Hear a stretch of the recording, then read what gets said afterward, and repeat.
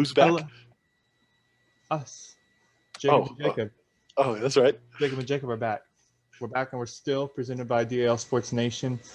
Go show some love to the other podcast and go check out some of the other articles. There's some great content. Follow them on Twitter. We'll drop the link. I guess I always mess this up. I point this way, but it's really this way on the video. So go follow them on Twitter.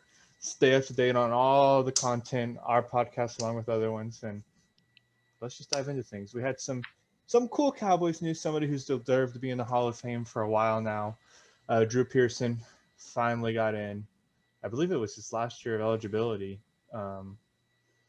something like that. But I believe you're right. Yeah. But it's the original 88. So first off, congratulations to Drew Pearson. You're a Hall of Famer. You're a Hall of Famer, man. Yeah, dude. And I mean, just going over some of his career stats: 489 receptions. Let's see here, 7,822 yards, receiving yards. That is, 48 tutties, and then he actually carried the ball. So 21 carries, 189 yards, and he only fumbled the ball 9 times in his career. Yeah. So I think him and Jason Witten fumbled the same amount of times. That's what I was about to say. Yeah. I was like, hey, Jason Witten and him are kind of equal there. So yeah, it's pretty cool to see. But 3 Pro Bowls, 3 first-team Pro Bowls. 1977 season, he was number 1 in receiving yards with 870 yards. Can you believe that? And he was a Super Bowl champ that year. Yeah. Yeah, he's got a hell of a career. And if you look back at it, he even had a 1,000-yard season back then. I think it was like 1980. He had 1,006 yards. But he was playing in an era where it wasn't you weren't throwing the ball 50, 55 times a game like they are now. Right. Even in a loss, you were throwing it maybe 25, 30 times. So he it was going into an era where they were throwing the ball more, but still. So Drew Pearson is he's 6 foot tall, right? So if he would have played in NFL today, what do you think his yards and receptions would have been? I mean, he's still the original 88. I mean, if you look back, some of the plays he made throughout his career, he was part of the original Hail Mary in 1975 against the Vikings in the playoffs. I don't know. It's kind of like you can't compare people cross generations. Like, if Roger Staubach came to the NFL today, would he put up the same numbers? No, but he doesn't have to because he put up good numbers whenever he was back in the good old days. But right. You know what I mean? I mean, 1970s all-decade team, I think he'd be pretty damn good today too. And Jacob's got some technical difficulties, but I don't know what's going on. We're still going to roll through. We're good. Okay, we're good now. Just keep talking. And of course, he's a member of the Dallas Cowboys Ring of Honor. He's been Cowboys hero forever, and now he's finally getting the recognition that he deserves and has put in the hard work for. So, again, congratulations, man. He deserves it, man. Congrats, Drew. Yeah, if you're watching this, hey. I think you might be a little old for this. No, he's not. He's Wayne's age. Poor Wayne, dude. If you're watching this, Wayne, and you know how to comment hashtag if you know what a hashtag is. The pound sign. The pound sign. Pound 214. Pound 214.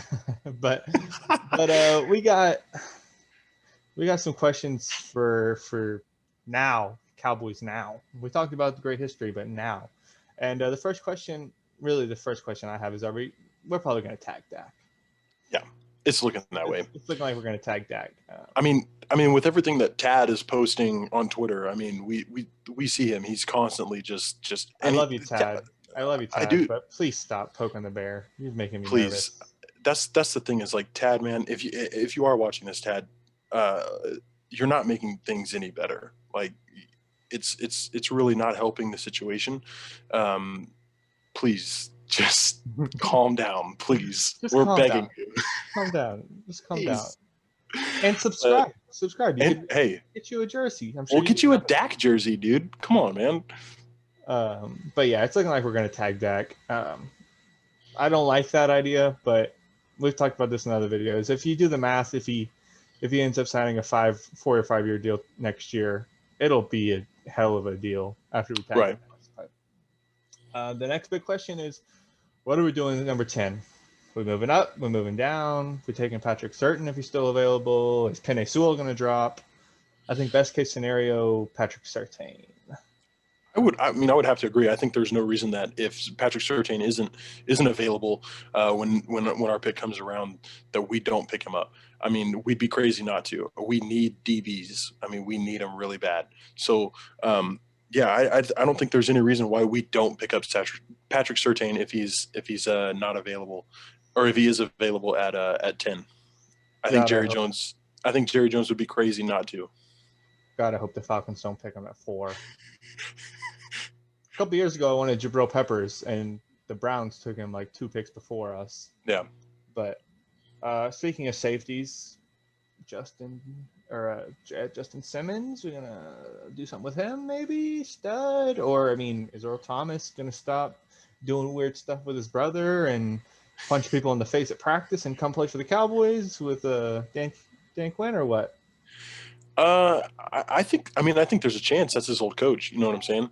So I don't see a reason why there's not a chance. But I mean, if he's too busy punching people in the face at practice, I don't think there's a chance if he keeps doing that. You know what I'm saying? But no, all seriousness, I think there is a pretty good chance that he at least talks to Dan Quinn about it. Yeah, at least gets talked, and we get Cowboys Twitter going crazy about it. But I think next season we'll go into another video later. Y'all have to tune back in later to go back in more depth about this, because this was Drew Pearson. But Cowboys offseason is going to be crazy.